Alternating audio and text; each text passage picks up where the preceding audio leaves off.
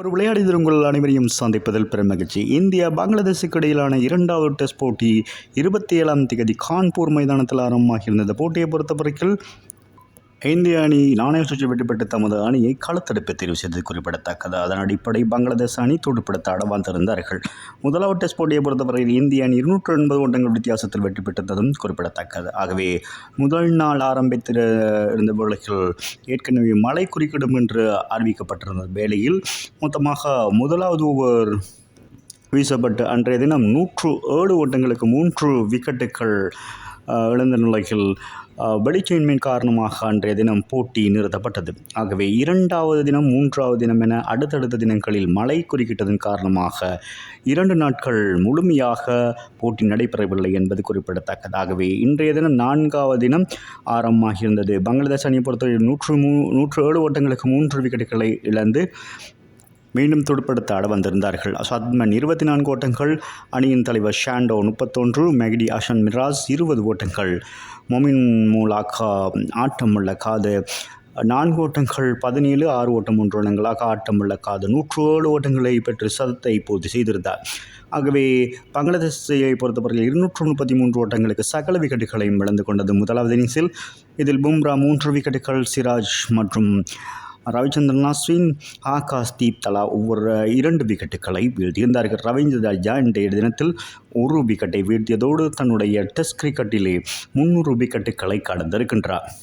ஆகவே இந்திய அணியை பொறுத்தவரை நாளைய ஒரு தினம் மாத்திரமே இருக்கின்ற அந்த போட்டி முடிவதற்கு. ஆகவே விரைவாக துடுப்படுத்த ஆட வேண்டிய கட்டாயத்தில் இன்றைய தினத்தில் முதல் 3 ஓவர்களில் ரோஹித் சர்மா மற்றும் ஜசாவி ஜஸ்வால் ஆகிய இருவரும் ஆட்டுக்களத்தில் ருத்ர தாண்டவம் ஆடியிருந்தார்கள். முதல் 3 ஓவர்களில் 50 ஓட்டங்களை கடந்திருந்தார்கள். கிரிக்கெட் வரலாற்றில் 147 வருடங்களின் பின்னதாக 50 ஓட்டங்களை வேகமாக கடந்த அணியாகும் இன்றைய தினத்தில் உலக சாதனை படைத்திருந்தார்கள் இந்திய அணி.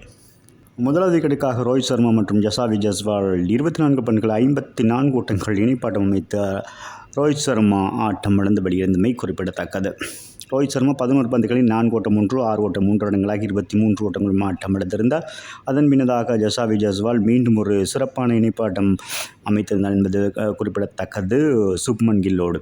ஆகவே ஜசாவி ஜஸ்வால் 4 ஓட்டங்கள் 12, 6 ஓட்டங்கள் 2 ரன்களாக 72 ஓட்டங்களை பெற்று ஆட்டம் இழந்திருந்தார்.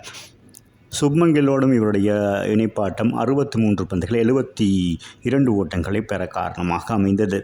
சுப்மன் கில் 4 ஓட்டங்கள் 4, 6 ஓட்டங்களாக 39 ஓட்டங்களை பெற்று ஆட்டமிழந்தமை குறிப்பிடத்தக்கது. அதன் பின்னதாக ரிஷாட் பண்ட் 9 ஓட்டங்கள், விராட் கோலி இன்றைய தினத்தில் 35 பந்துகளில் 4 ஓட்டம் 4, 6 ஓட்டம் 1 ரன்களாக 47 ஓட்டங்களை பெற்று அரைச்சதம் பெறாமல் ஆட்டமிழந்திருந்தார்.